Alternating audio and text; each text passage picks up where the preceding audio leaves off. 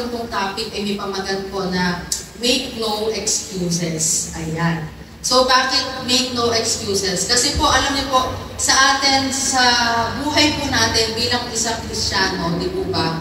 Madalas kapag mayroong pinapagawa sa atin ng Diyos, may inuutos sa atin ng Diyos. Kapag nais ng Panginoon na sumunod ka sa Kanya, or meron siyang nais na ipagawa sa iyo sa buhay mo, pag ayaw po natin sumunod sa Kanya o hindi natin kayang sundin yung pinapagawa ng Diyos, ano pong madalas na ginagawa po natin? Di ba po nagdadahilan tayo? Marami tayong dinadahilan sa Panginoon, marami tayong excuse na sinasabi sa Panginoon para hindi natin masunod yung pinapagawa niya sa buhay po natin. Di po ba meron nga pong kasabihan na o merong kanta, di po ba sinasabi doon na kapag ka gusto, maraming paraan, pero pag ayaw, maraming dahilan. Di po ba? Minsan ganun din po tayo sa buhay po natin bilang isang Kristiyano. Na kapag may mga times na ayaw natin sumunod sa Diyos, or may mga times po na hindi natin kayang gawin yung pinapagawa sa atin ng Diyos, madalas nagdadahilan tayo sa Panginoon. Di po ba? Kasi alam ko po, sa buhay po ng bawat isa po sa atin,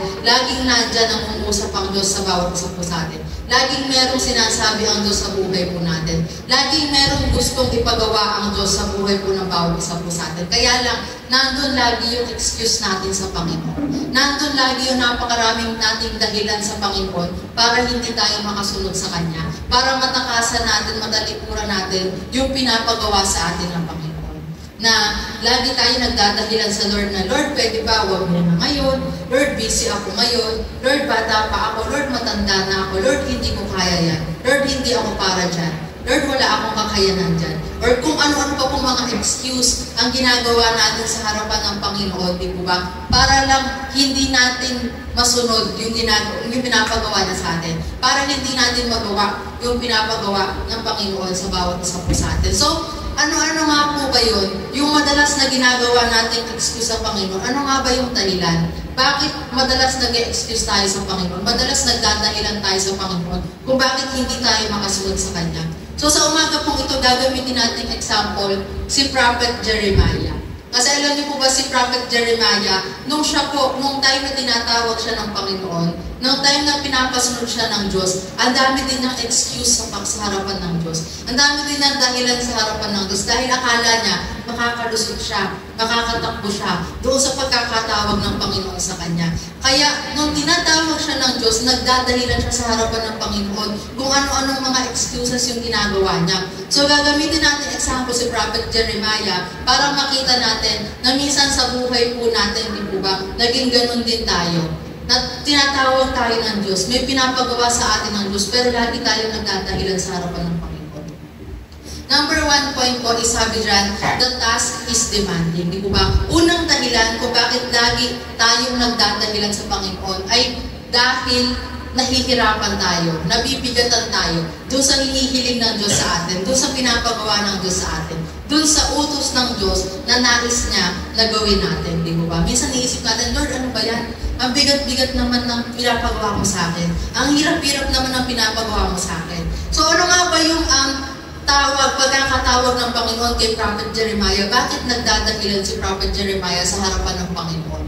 Sabi dyan sa Jeremiah 1 verse 5, God says, before I formed you in the womb, I knew you. Before you were born, I sanctified you, and I ordained you a prophet to the nations. So that time, tinatawag ng Panginoon si Prophet Jeremiah to be a prophet to the nations. Di ko ba? Dito, kung tayo yung lalagay sa sitwasyon ni Prophet Jeremiah, maiintindihan pa po natin siya kung bakit siya nagdadahilan. Kung bakit ayaw sumunod ni Prophet Jeremiah sa Panginoon. Bakit? Kasi maiintindihan natin na napakabigat nga naman ng pagkakatawag sa kanya ng Panginoon. Di ko ba? Imagine kaagad tinatawag siya ng Diyos. Jeremiah, halika sumunod ka sa akin. Gagawin kitang propeta ng itang bansa. Di ko ba? Pero pwedeng nagdadahilan si Jeremiah na, Lord, bakit naman nation agad? Bakit naman sa nation mo agad ako gustong gamitin? Bakit hindi pa pwedeng sa kaibigan ko muna, sa pamilya ko muna, sa barangay ko muna? Di po ba? Maiintindihan natin si Prophet Jeremiah kung bakit meron siyang dahilan talaga sa harapan ng Panginoon. Kasi talagang una pa lang, ang bigat-bigat na nung pagkakatawag sa kanya ng Panginoon. Maiintindihan natin dahil napakahirap ng pagkakatawag sa kanya ng Panginoon. Kaya lang po, sa buhay natin, minsan, kung ikukumpara natin yung buhay natin, yung pinapagawa sa atin ng Panginoon, kumpara doon sa pagkakatawag ng Panginoon kay Prophet Jeremiah, di po ba? Gaano po ba kadali yung pinapagawa sa atin ng Panginoon, pero nagagawa pa po natin magdahilan sa Kanya. Nagagawa pa rin po natin magreklamo sa Kanya. Di po ba? Na kung ito kay Prophet Jeremiah, maiintindihan po natin siya. Kasi talagang hindi biro yung pagkakatawag sa Kanya ng Panginoon. Kasi imagine sa napakamurang edad niya, tinatawag siya ng Diyos para magpahayag ng Kanyang salita na hindi lang sa napakaliit na lugar, kundi sa isang buong bansa, tinatawag siya ng Panginoon. Di po ba? Dito makikita mo talaga na talagang demanding yung pagkakatawag sa Kanya ng Panginoon, yung task na ibinibigay sa Kanya ng Panginoon. Pero tayo, ano lamang po ba yung task na binigay sa atin ng Diyos? Ano lamang po ba yung pinapagawa sa atin ng Diyos? Pero bakit parang hirap na hirap po tayong sumunod sa Panginoon? Pero bakit napakarami po nating dahilan sa harapan ng Panginoon? Di po ba? Na parang sa buhay po natin kapag para sa ibang bagay, kapag para sa sarili natin, kapag para sa ibang tao, kahit napakahirap pang gawin ng bagay na yan, kayang-kaya natin gawin. Minsan excited pa po tayong gawin ang isang bagay kapag para sa mundong ito. Pero bakit kapag para doon sa Diyos na nagbigay sa atin ng buhay, ng lakas, ng hininga, nandyan lagi nagre-reklamo tayo sa Panginoon. Nandyan yung laging nagdadahilan tayo sa Panginoon. Nandyan yung laging, Lord, wait, teka lang. Wait lang po, ako po muna. Yung buhay ko po muna. Yung gusto ko po muna. Kapag para sa Panginoon, laging meron tayong dahilan. Pero kapag para sa sarili natin, pag para sa mundo ito, kapag para sa mga bagay na magbibigay ng benepisyo sa sarili nating buhay, lagi tayong sumisigil, lagi tayong gumugo, lagi tayong sumusunod. Di po ba? Hindi po ba parang nakakahiya sa Panginoon? Hindi po ba parang nakakahiya doon sa Diyos na nagbigay ng buhay sa atin? Hindi po ba parang nakakahiya doon sa Diyos na gumawa kung bakit nandito tayo ngayon, ano man yung meron ka ngayon sa buhay mo. Siya yung dahilan ng mga bagay na yan. Pero pagdating sa Kanya, laging meron tayong excuse. Laging meron tayong dahilan. Laging hindi natin kayang ibigay yung 100% sa buhay natin kapag para sa Diyos. Lagi natin natitake for granted yung mga bagay na ibinibigay po sa atin ng Panginoon. Alam niyo po ba kung mauunawaan lang po natin kung gaano tayo kapala, kung gaano tayo ka-bless sa mga bagay na ibinibigay po sa atin ng Diyos, sa buhay po natin. Minsan hindi po natin nare-realize yun eh. Kasi lagi tayong nakatanaw doon sa mga bagay na wala po tayo. Lagi tayong nakatanaw doon sa mga bagay na hinihiling natin sa Panginoon. Lagi tayong nakatanaw doon sa blessings na wala pa sa atin, na hindi pa bumubuo sa atin, hindi pa bumabagsak sa atin. Nakakalimutan nating tignan yung mga bagay na nabigay na ng Diyos sa buhay natin. Nakakalimutan natin i-appreciate yung mga bagay na ginawa na ng Diyos sa buhay natin. Lagi tayong walang contentment sa buhay po natin. Kaya natin-take for granted natin ang Diyos. Lagi natin nasa isip natin na humihingi tayo sa Panginoon, humihiling tayo sa Panginoon. Hindi ba ibinibigay sa atin ng Diyos? Pero kapatid, tingnan mo yung buhay mo ngayon kumpara sa buhay natin noon. Di po ba? Napakalaki na ng magbago sa buhay natin. Napakadami ng bagay na ibinigay ng Diyos sa buhay natin. Napakadami ng sacrifices ang ginawa ng Diyos sa buhay po natin. Kaya bakit, anong karapatan natin para mag-excuse pa sa harapan ng Panginoon? Magdahilan pa sa harapan ng Panginoon para hindi po tayo sumunod sa Kanya. Kaya kung mauunawaan po natin yun, di po ba? Sige, sabihin na natin hindi natin nakikita yung mga blessings na yun. Sige, sabihin na natin wala ka pang natatanggap na pagpapala sa Panginoon. Pero kapatid, yung pong gumigising ka lang sa araw-araw, yung may nakakain ka lang sa araw-araw, may napapanamit ka lang, naiinom ka sa araw-araw, may natitirhan ka sa araw-araw, napakalaking pagpapala na po yan mula sa Panginoon. Imagine yung mga kaguluhan, yung mga gera na nangyayari sa iba't ibang bansa. Sa bansang Israel, sa bansang Gaza, di po ba? na minsan hindi sila makatulog ng maayos dahil nandun yung maingay sa paligid nila, tuloy-tuloy yung gera, pagsabog, iyakan, hiyawan sa paligid nila, di ba? Na hindi nila alam kung sa pagtulog nila ngayon, magigising pa ba sila. Walang kapayapaan sa paligid nila kahit nandun sila sa sarili-sarili nilang tahanan. Hindi sila makabalik sa dati nilang buhay dahil nagkakagulo sa bansakong nila. Pero imagine, ito tayo ngayon, mapalad. Nagagawa po natin yung mga bagay na gusto natin gawin. Malaya po tayong gawin yung mga bagay na gusto natin gawin. Nakakapunta tayo sa mga lugar na gusto natin puntahan. Nakakatulog tayo ng payapa na wala tayong naririnig na pagsabog, walang gera sa paligid po natin. Di po ba? Doon pa lang makikita mo na kung gaano tayo kapalad. Kung gaano tayo ka-bless na hindi sa bansa natin nangyayari yung bagay na yun. Di po ba? Kung manonood po tayo ng balita sa mga social media, di po ba maraming mga tao, mga innocent people ang namamatay nang dahil sa gera. Napuputulan ng parte ng katawan nang dahil sa pagsabog. Nawawalan ng mahal sa buhay nang dahil sa kaguluhang nangyayari sa paligid po nila. Pero eto po tayo ngayon, di po ba? Papalad tayo. Malaya tayo na nagagawa yung mga bagay na gusto po natin gawin. Kaya ganun na lamang po kahirap ang sumunod sa pinapagawa sa atin ng Diyos. Alam niyo po ba, hindi tayo hahayaan ng Diyos na gawin niya ang isang bagay kung alam niyang hindi natin kayang gawin. Hindi niya hahayaan na ipagawa sa atin yung bagay na yun kung alam niyang wala kang kakayanan na gawin yung bagay ko. Kung bakit nangungusap ang Diyos sa buhay po natin ngayon. Kung bakit pinapagawa ng Diyos sa atin yung bagay na yan ngayon sa buhay po natin. Dahil alam ng Diyos na kaya mong gawin yan. Kaya natin gawin yan. At mapagtatagumpayan yan. Kaya hindi natin pwedeng idahilan sa Diyos na, Lord, napaka-demanding naman ng task na to. Napakabigat naman ng task na to. Hindi ko kayang gawin to. Kapatid, gaya ni Prophet Jeremiah, na sabi sa kanya ng Panginoon, na sinapupunan pa lang siya ng kanyang ina, alam na niya yung plano niya sa buhay ni Prophet Jeremiah. Ganon din po sa bawat isa po sa atin. Hindi pa tayo nililikha ng Panginoon. Hindi pa tayo sinisilang sa mundong ito. Alam na ng Diyos yung bagay na kaya natin gawin. Alam na ng Diyos kung para saan niya tayo nilikha. Alam na ng Diyos kung ano yung purpose natin sa mundong ito. Kaya wala tayong karapatan na magdahilan sa Panginoon na hindi sumunod sa Panginoon. At alam niyo po ba, sa bawat utos ng Panginoon na pinapagawa po niya sa atin, laging may kalakip na pangako. Yun ang kagandahan po sa Diyos, di po ba? Kung sa mundong ito, kapag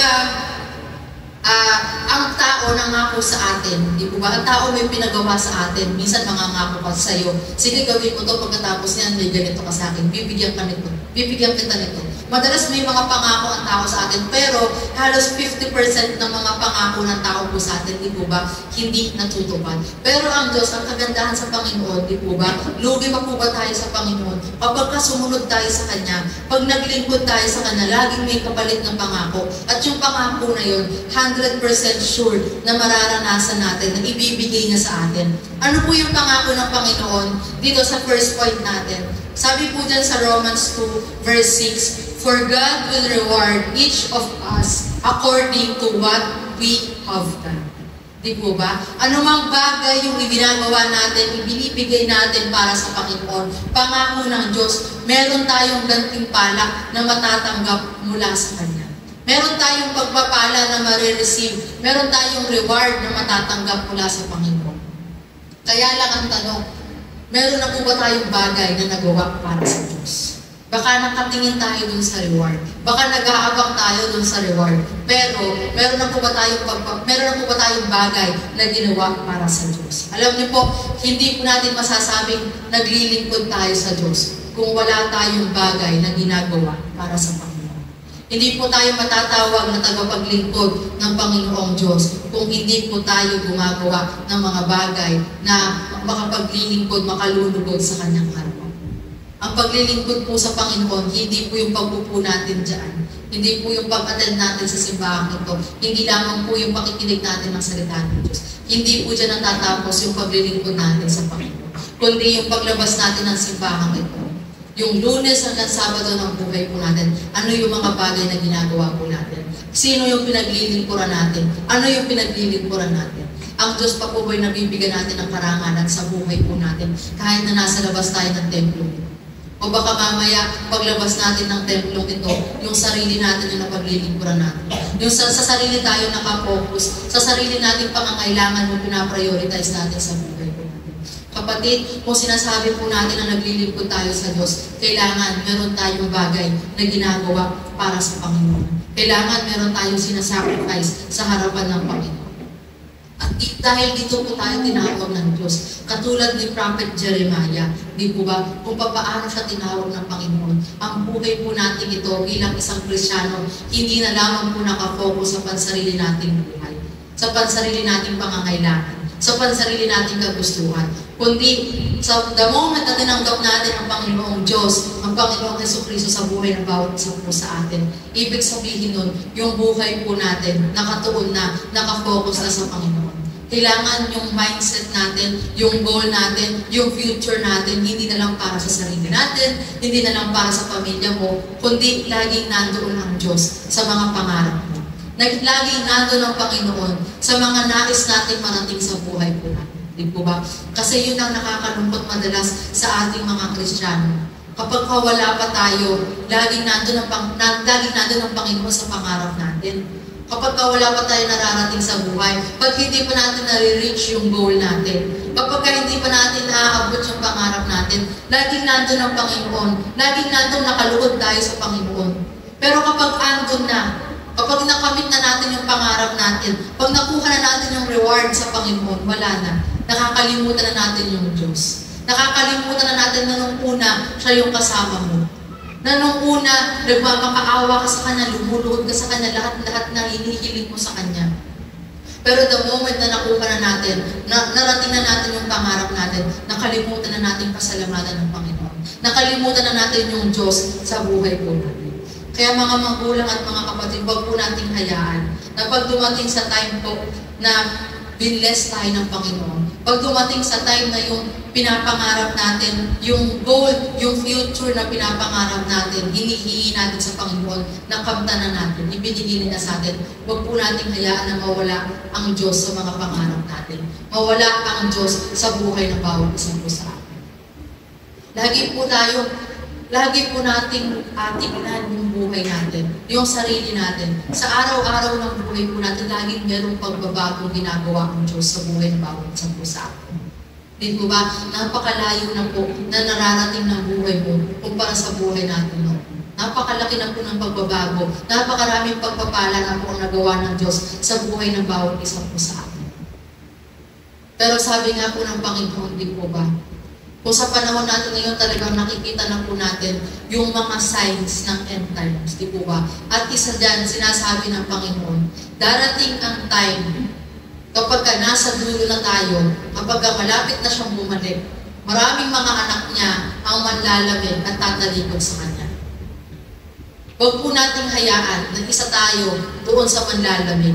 Huwag po nating hayaan na isa tayo doon sa tatalikod sa Kanya.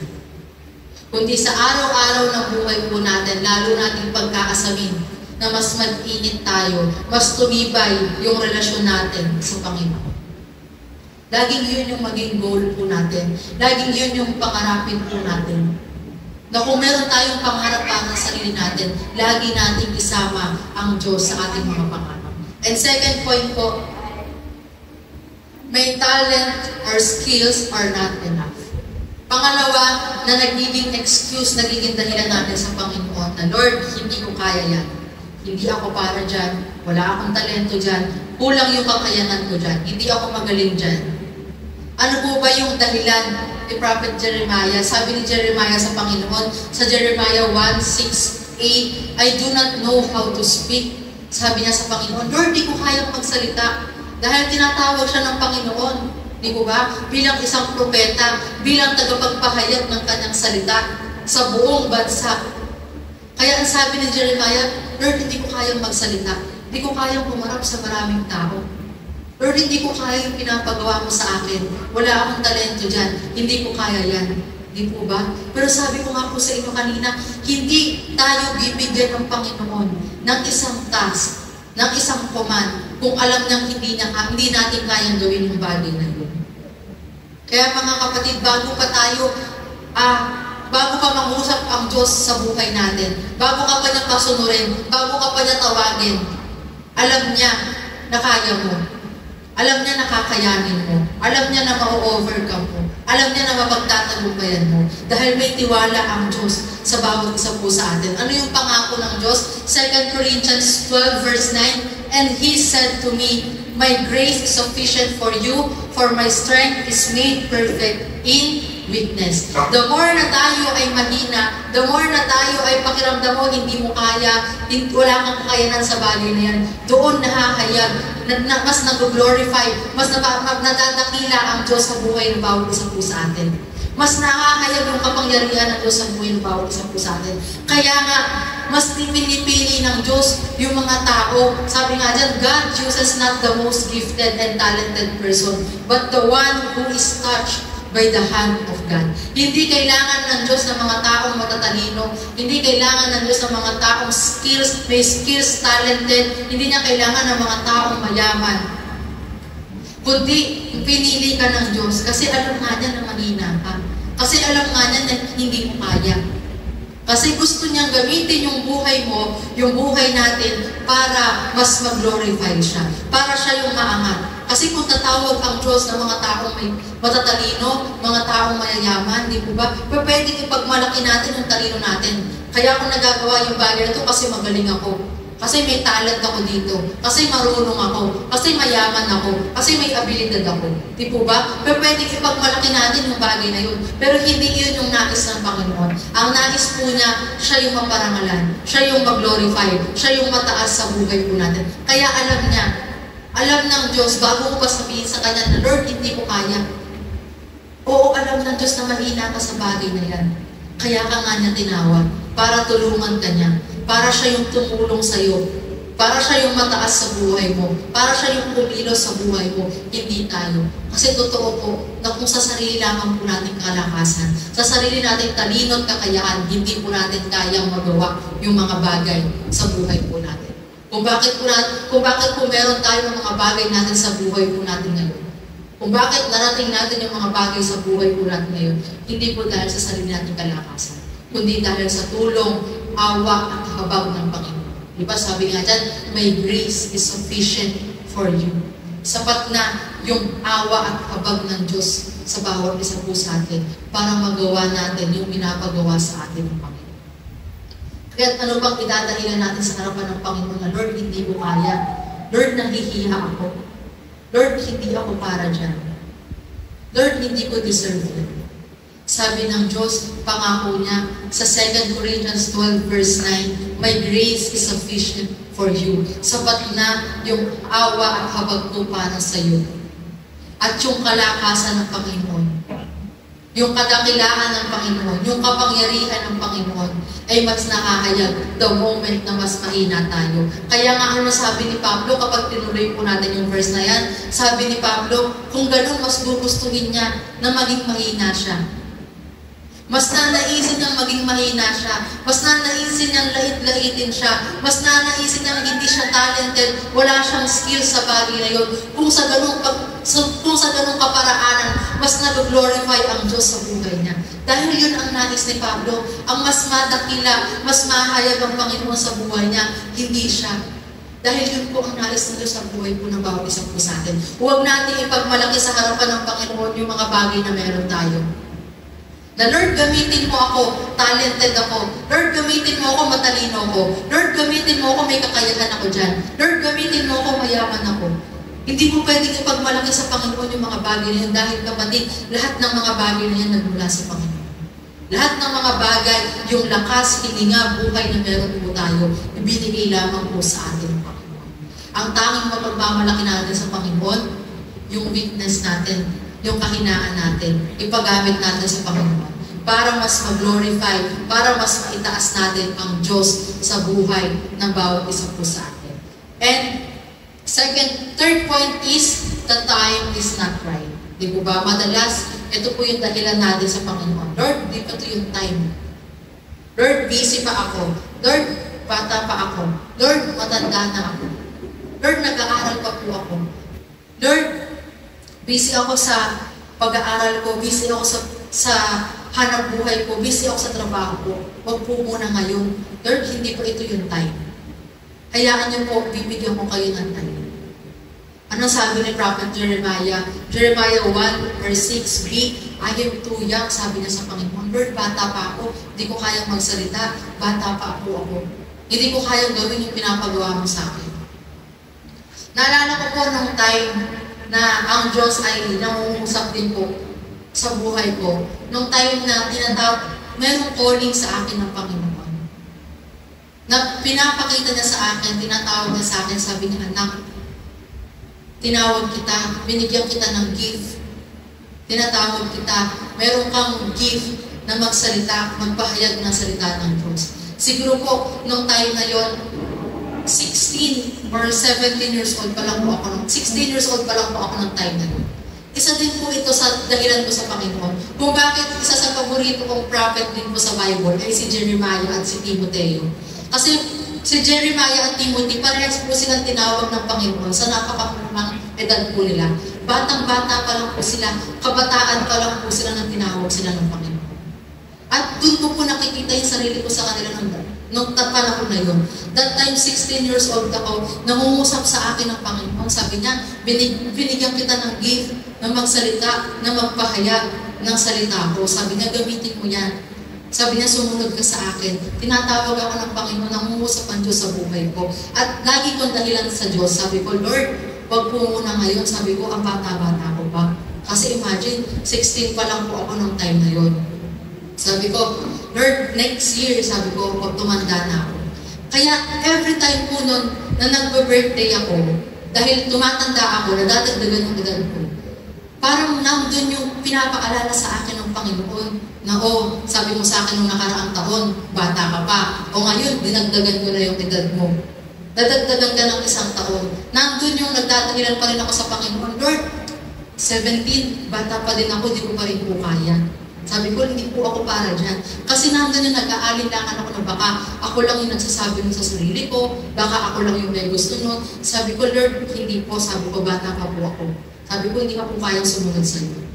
Sabi ko, Lord, sige. Sabi ko, pag nag-18 ako, feeling ko nun that time, parang kaya ko na. Feeling ko nun that time, matanda na ako. So, dumating na naman po yung birthday ko, nag-18 years old ako. Siyempre, isang taon na po ang lumipas. Pero, nandun pa din. Nag-birthday ako, nandun pa din, pinapaalala pa rin sa akin ng Panginoon. Kahit ilang taon na yung lumipas, every time na mag-birthday ako, pinapaalala sa akin ng Panginoon ko yung pangako mo sa akin. Sabi mo, nung nakaraang taon, bata ka pa. O ngayon, 18 ka na, nadagdagan na yung edad mo. Baka naman, sabi sa akin ng Panginoon, nangungusap ang Diyos sa akin. Pero that time, nandun na yung may halong konsensya. Kasi, nung nag-18 ako, nangako ako sa Panginoon, sabi ko, Lord, sige, pag nag-18 ako, baka kaya ko na. Kaya parang nandun na kinukonsensya na ako ng Panginoon. Pero sabi ko, Lord, baka pag nag-20 ako, humihirit pa ako sa Panginoon. Sabi ko, Lord, baka pag nag-20 ako, kaya ko na. Kasi isa sa dahilan ko, bakit lagi ko sinasabi sa Panginoon, Lord, bata pa ako. Iniisip ko po kasi, na kapag tumayo ako sa harapan, bata pa ako, yung mga nasa harapan ko, mas matanda sa akin. Sabi ko, Lord, po pwedeng yung mga sasabihin ko, po pwedeng yung mga isa-share ko sa kanila, napakinggan na nila, napagdaanan na nila. Sabi ko, baka wala silang matutunan, baka wala silang makuha galing sa akin. Sabi ko, baka hindi ako para dyan. Bata ako, tapos yung isa-sharean ko, mas matanda pa po sa akin. Mas may alam sa akin. Mas mahaba na yung naging buhay niya sa mundo ito. Mas marami siyang naging experience. Pero that time, sabi ng Panginoon sa akin, tinatawag talaga kita para dito. Sabi ko, Lord, sige. Ayoko naman po na baka ako lang yung nagsasabi ko sa buhay ko. Sabi ko, kung talagang kalooban mo, kung talagang will mo to, kung talagang calling mo to, sabi ko, Lord, ayoko manggaling sa akin. Sabi ko, gumawa ka ng way mo. Sabi ko, basta ako, hindi ako gagawa ng way. Sabi ko, kung talagang gift mo to para sa akin, may calling ka dito para sa akin, sabi ko, bahala kang gumawa ng way mo. Hindi ako gagawa ng way, susunod lang ako sa'yo, pero bigyan mo ako ng sign. Ikaw yung gumawa ng way para magamit mo. And then one time po, nagdi-devotion yung worship team po namin. Ang church po namin nung sa SM pa. Tapos, kakaunti lang kami, nagkakantsawan po sila na ako yung napag-lead nila ng devotion that time. Tapos, nag-share lang ako ng isang verse, ng paborito kong verse, yung 2 Timothy 4 verse 18 po ata yun. Sinasabi kay Timoteo na huwag mo hayaan na hapakin kanino man dahil sa iyong kabataan. Sinare ko yun sa worship team namin. Hanggang sa merong isang worship team namin na kapag sabi ko kay Papa na sabi niya, maganda yung na-share ko. And then, pag uwi ko nun sa bahay, sabi sa akin ni Papa, oh, may nakapagsabi sa akin na maganda daw yung share mong verse. Sabi ni Papa sa akin, sige nga, i-share mo sa akin yan. Sabi niya, tingnan ko nga kung ano yung na-share mo sa kanila, bakit na-bless sila dun sa devotion nyo. And then, share ko kay Papa yun. Sabi ni Papa sa akin, anak, may gift ka sa preaching, may gift ka sa pagpapahayag ng salita ng Diyos. Sabi niya, alam ko po, Sunday ata yun ng umaga, nagpupulitan kaming dalawa. Sabi niya, mamaya, bibigyan kita ng slot bago ako magturo, i-share mo yan, para mahasa kita. Alam niyo po, nakikipagtalo ako kay Papa. Sabi ko, Papa, hindi, ayoko, nahihiya ako. Sabi ko, kaya ko lang mag-share sa worship team, pero sa church, sabi ko, hindi ko kaya. Sabi ko, hindi ko kaya mamarap sa maraming tao. Pero kinukulit po niya ako. Sabi niya, bigyan mo lang ng isang chance ang Panginoon. And then, naalala ko yung prayer ko sa Panginoon. Sabi ko, Lord, oo nga pala. Nang hihingi ako ng sign kay Lord. Sabi ko sa kanya, Lord, bigyan mo ako ng sign. Sabi ko, ikaw yung gumawa ng way. Kung gusto mo talaga akong gamitin, ikaw yung gumawa ng paraan. Nung naalala ko po yung time na yun, na nanghihingi ako ng sign na yun habang nag-uusap kami ni Papa, sabi ko, sige po, tatry ko. And then nung Sunday na yun, binigyan ako ng konting time ni Papa para mag-share ng verse. And then yun din po yung verse na yun na sinare ko. Hanggang sa nagtuloy-tuloy na po. Every time na, dati once a month binibigyan niya ako ng slot. Tapos hanggang ngayon, nagagamit ko na po yun. Yung calling, yung gift na ibinigay sa akin ng Panginoon. At doon ko po na-realize na alam niyo po, kapag ka ang Diyos tinawag tayo, kapag ka ang Diyos merong calling na binigay po sa bawat isa po sa atin, kahit ano pang pagdadahilan natin sa harapan ng Panginoon, kahit ano pang pilit natin na hindi sumunod sa Panginoon, hindi po pwede. Kasi sabi nga na kay Prophet Jeremiah, di po ba, nasa sinahukulan ka pa lang ng magulang mo, alam mo na kung para saan ka. Ganon din po sa buhay ng bawat isa po sa atin. Alam na ng Diyos kung kailan ka niya gagamitin, kung kailan ka niya tatawagin, kung kailan niya gagamitin yung buhay mo, yung pagkakataon niya sa'yo, yung gift na binigay niya sa'yo. Kaya the moment na tinawag tayo ng Panginoon, hindi tayo makakatalikod sa Kanya, hindi tayo makakatakas sa Kanya. At meron pa po akong isang vision na naalalang binigay sa akin ng Panginoon, na ngayon lang po siya nag-make sense sa akin. Na nung time po na yon na talagang nag-aalindangan ako, kung para dito ako tinawag ng Panginoon, alam niyo po, meron sa akin binigay na vision ang Diyos. Na-share ko na po ito dati sa church, nasa SM pa lang po tayo, pero ngayon, mas lalo po nag-make sense sa akin yung vision na yun na binigay sa akin ng Diyos. Na nasa isang malaking pulpito po ako. Kasi napakalawak na stage. Nag-share ako ng salita ng Diyos. Nakatayo ako sa isang napakalawak na pulpito na nasa harapan po ako ng libo-libo mga tao. Na napakagandang simbahan. At ngayon, kagabi nung meditate ko po yung message na to, doon sa akin pinag-isip ng Diyos yung vision na yun. Na kung maiisip niyo po, maiintindihan niyo po, ang pastor po natin, nangangarap ng isang malawak, ng isang mega church.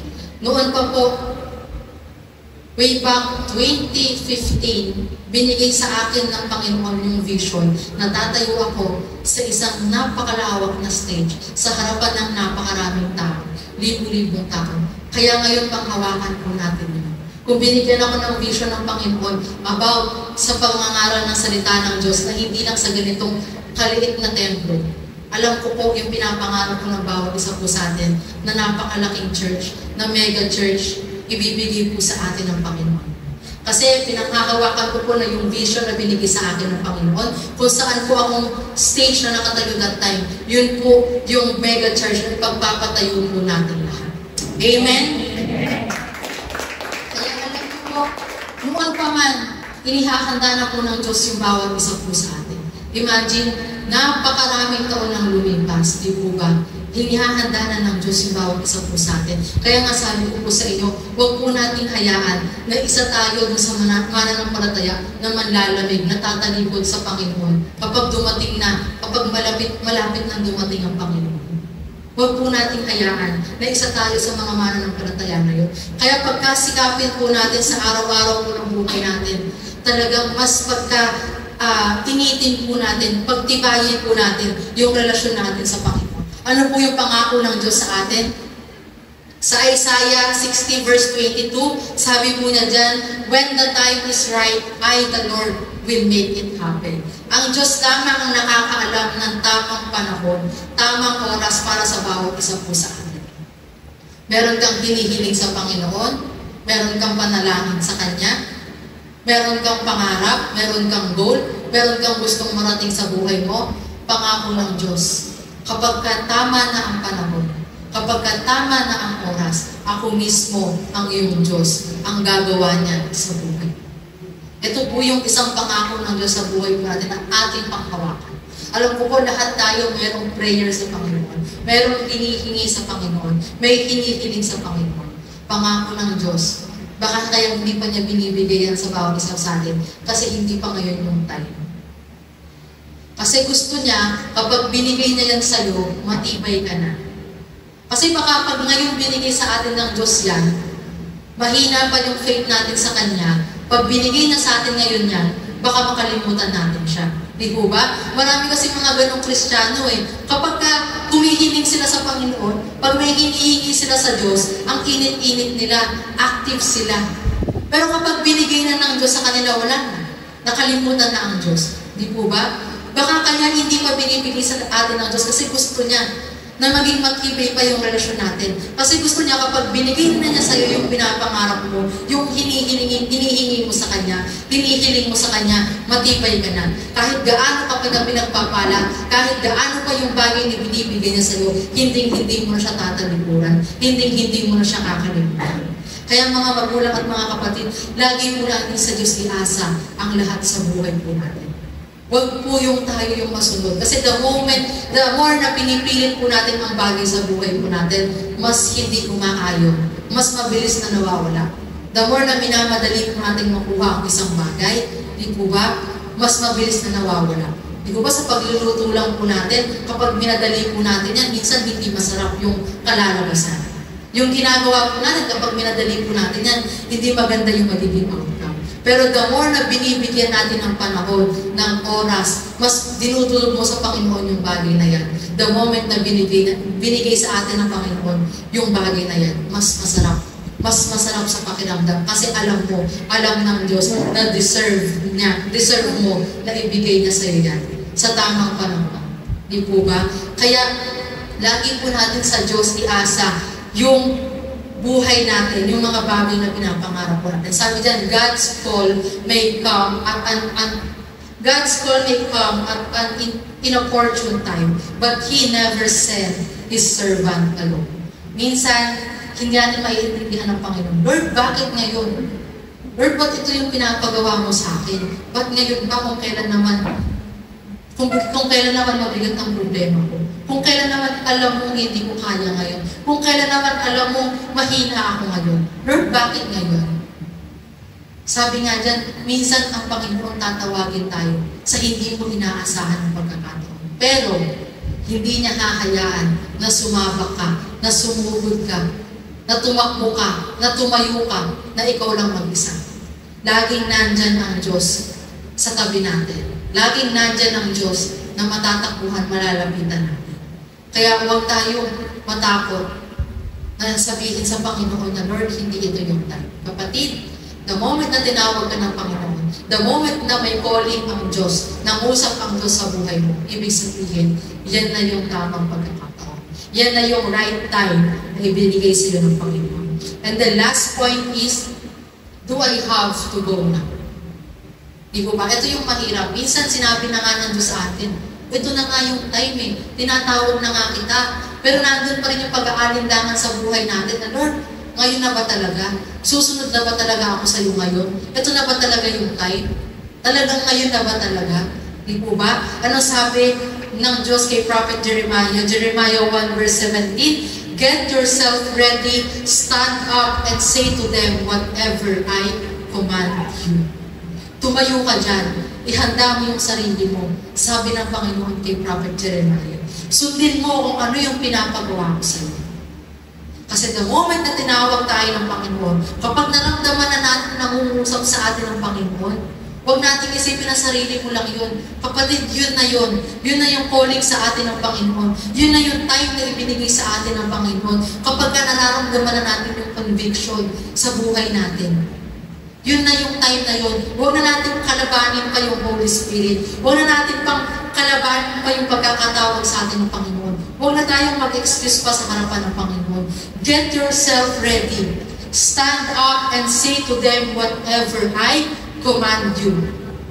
Do not be terrified by them, or I will terrify you before them. Di po ba? Ito yung nakakatakot. Kapag hindi tayo sumunod sa Panginoon, kapag tumalikod tayo sa Panginoon, may sumpa. Di po ba? Sabi na kay Prophet Jeremiah, do not be terrified by them. Huwag kang matakot sa kanila. O baka gusto mo na ako ang sumumpa sa iyo. Baka gusto mo na ako ang pumalo sa iyo. Baka gusto mo na ikaw muna ang bigyan ko, sampulan ko, sabi ng Panginoon kay Jeremiah. Di po ba? At hindi lang kay Jeremiah, kundi sa bawat isa po sa atin. Kapag hindi natin sinunod yung bagay na pinapagawa po sa atin ng Panginoon, laging mayroong kapalit. Di po ba? Dalawa lang naman po ang pagpipilian natin. Kapag sinunod natin ang Diyos, nandyan ang pagpapala. Pero kapag sumuway tayo sa Diyos, nandyan ang sumpa. Di po ba?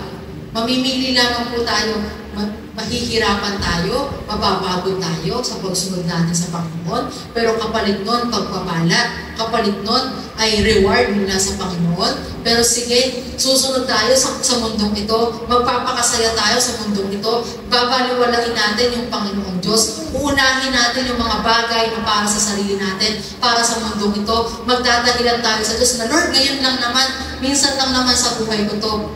Pero kapalit nun, yung parusa, sumpa ng Panginoon. Di po ba? Kaya mga magulang at mga kapatid, sa bawat pagsunod natin sa Panginoon, lagi yung reward nandyan. Di po ba? Gaano kasarap, di po ba? Every time na susunod ka sa Panginoon, lagi siyang may pangako na pagpapala para sa bawat isang sa atin. Di po ba? Doon na tayo sa pagpapala. Kahit na nahihirapan tayo, sa huli nun, may blessing, may provision, may promise ng Panginoon. Kaya sige, magpakasaya tayo. Enjoy natin ang buhay natin. Pero ang kapalit ng kaligayahan mo, sumpa, di po ba? Parusa mula sa Panginoon. At kapag ang Diyos nagbigay ng parusa, talagang hindi mo natin magugustuhan. Di po ba? Hindi natin nanaisin. Talagang hindi ka na uulit. Hindi man sa buhay mo, hindi man sa sarili mo, yung parusa. Pero pwedeng sa mga tao nga sa paligid. Pwedeng sa pamilya mo, pwedeng sa negosyo mo, sa pag-aaral mo, sa trabaho mo. Hindi po ba? Hindi man sa buhay mo. Oo, pakiramdam mo ngayon, malakas ka, kahit na binabaliwala mo ang Panginoon. Pakiramdam mo ngayon, pinagpapala ka, bless ka, kahit na binabaliwala mo ang Panginoon. Pero tignan mo, anong nangyayari sa mga tao sa paligid? Anong nangyayari sa mga mahal mo sa buhay? Baka nasa kanila, baka sila sumasalubong-sumpa dahil sa pagsuway natin sa Panginoon. Kaya mga magulang at mga kapatid, kapag tinatawag tayo ng Diyos, lagi tayong sumunod. Kasi ang Diyos lagi naman pong nandyan sa bawat isang po sa atin. Anong sabi niya? Jeremiah 1 verse 19, "They will fight against you but will not overcome you. For I am with you and will rescue you, declares the Lord." Ang Diyos lagi pong nandyan sa tabi natin. Pangako po niya yan sa bawat isang po sa atin. Di po ba? Ito ang kagandahan sa mga taong sumusunod at naglilingkod sa Diyos. Minsan tayo bilang tao sa mundong ito, ubusin mo na yung oras mo, yung buhay mo sa pagtatrabaho, sa pagninegosyo. Pero parang pagdating ng gabi, di po ba, nandun yung pagod ka pa rin. Nandun yung parang kulang pa din yung ginagawa mong sakripisyo. Ibigay mo na ang lahat para sa tao, pero parang kulang pa rin yung ginagawa mo para sa kanila. Pero sa Diyos, mga kapatid, Kahit 1% pa nga lang yung binibigay mo sa kanila, hindi pa nga po tayo umahakbang. Nag-iisip pa nga lang tayo. Nasa isip pa nga lang po natin, pinaplano pa nga lang po natin yung pagsunod na gagawin natin sa Panginoon. Umaambon na yung pagpapala. Di po ba? Naaanggihan na tayo ng pagpapala. How much more kapag tumayo tayo at tinindigan natin, ginawa natin seryoso yung paglilingkod natin sa Panginoon. Sabi po dyan, are you obeying His command? Sumusunod ba tayo sa Panginoon? Then, He is with you to protect you. Kung ikaw ay sumusunod naglilingkod sa Diyos, ang Diyos kasama mo, pangako yan ng Panginoon. Pero kung sumusuway ka sa Panginoon, ginagawa mo yung mga bagay na hindi nakalulunod sa Kanya, kapatid, hindi ka sasamahan ng Diyos. Di po ba? Kung gumagawa ka ng mga bagay na hindi nakalulunod sa harapan ng Panginoon, hindi ka pa pwedeng humingi ng tulong sa Diyos. Hindi ka pa pwedeng humingi ng gabay sa Diyos. Di po ba? Kapag gumagawa ka ng mga bagay na hindi nakalulunod sa harapan ng Panginoon, pwede po ba yung nasa gitna ka ng sugalan, nagsusugal ka, mananalangin ka sa Panginoon, Lord, please, ipanalo mo naman ito ngayon. Hayaan mo naman, manalo ako ngayon, tumama ako ngayon. Di po ba? Pwede po bang ganon? Sumusugal ka, nagsusugal ka, Lord, ipanalo mo naman ito. Promise, magta-tithes ako, mag-o-offering ako sa iyo. Di po ba? Pwede po bang ganon? Sasamahan po ba tayo ng Panginoon sa mga bagay, sa mga maling bagay na ginagawa natin sa Kanya? Sa harapan ng Panginoon. Kapatid, kung mali yung bagay na ginagawa mo sa Panginoon, kapag ka namumuhay ka sa kasalanan, kapag ka patuloy na ginagawa mo yung kasalanan sa buhay mo, kapatid, hindi ka sasamahan ng Panginoon. Ano po, dako po tayo sa ating conclusion. Sabi dyan 1 John 2 verse 5 to 6. But if anyone obeys His word, love for God is truly made complete in them. This is how we know we are in Him. Sinasabi natin mahal natin ang Diyos. Sinasabi natin naglilingkod tayo sa Diyos. Sinasabi natin sumusunod tayo sa Diyos. Sinasabi natin pinapriority natin ang Diyos sa buhay natin. Sabi dyan, if anyone obeys His word. Ang tanong, sinusunod po ba natin yung utos ng Diyos? O baka mamaya, marami pa rin tayong excuse sa harapan ng Panginoon. Baka mamaya, nandun pa rin yung pagdadahilan natin sa harapan ng Panginoon. This is how we know we are in Him. Whoever claims to live in Him must live as Jesus did. Hindi po natin maluloko ang Diyos kung ang tao po sa harapan natin, kung ang pastor po natin, kung yung katabi mo na yan ngayon, kung ang kapatiran po natin maluloko mo, na oo, active kapag linggo. Oo, umiiyak ka the moment na nag-worship ka sa Panginoon. Oo, nagtataas ka ng kamay mo the moment na nag-worship ka sa Panginoon. Oo, tumatango ka ngayon sa salita ng Diyos na pinapakinggan mo. Oo, tingin ng katabi mo ngayon, seryoso ka sa pakikinig mo. Pero hindi po ang Diyos, hindi natin maluloko. Alam niya kung sumusunod ka talaga sa salita niya. Alam niya kung namumuhay ka talaga ayon sa utos niya. Mga magulang at mga kapatid, kung totoong sinasabi po natin mahal natin ang Diyos, kung totoong sinasabi po natin naglilingkod tayo sa Diyos, una muna natin tignan sa sarili natin, sinusunod ba natin ang Diyos sa buhay po natin? Baka mamaya simpleng utos lang ng Panginoon, hindi po natin magawa. Simpleng pangungusap lang ng Panginoon sa buhay po natin, hindi po natin masunod. Kaya para mapatunayan po natin yung pag-ibig natin sa Diyos, kapatid, patunayan natin sa pamamagitan ng pagsunod natin sa Panginoon. Di po ba? Mas kailangan po sa taong mahal natin sa buhay po natin. Hindi natin po pwedeng sabihin sa Kanya na mahal kita. Pero kapalit nun, yung mga bagay na ginagawa mo sa Kanya ay hindi naman magaganda. Sinasabi mo mahal mo siya, nire-respeto mo siya, pero hindi naman nakikita sa gawa. Di po ba? Tayo man po sa buhay natin, sinasabi sa atin ng kapwa natin, mahal na tayo.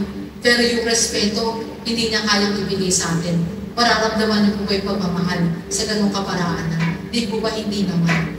Mas okay na ipinaparamdam sa atin ng kapwa natin yung pag-ibig, yung respeto, yung pag-aalaga. Kahit na hindi nasabihin sa atin na mahal na tayo, ramdam mo dahil sa pamamagitan ng gawa at kilos niya. Ganon din po sa Panginoon. Kahit na hindi tayo umiyak sa harapan niya, kung yung ginagawa natin sa araw-araw ng buhay po natin, nakalulugod sa kanyang harapan, sinusunod natin yung utos niya, nag-glorify natin siya sa anumang bagay na ginagawa natin. Ramdam na ramdam ng Diyos yung pagmamahal po natin sa Kanya.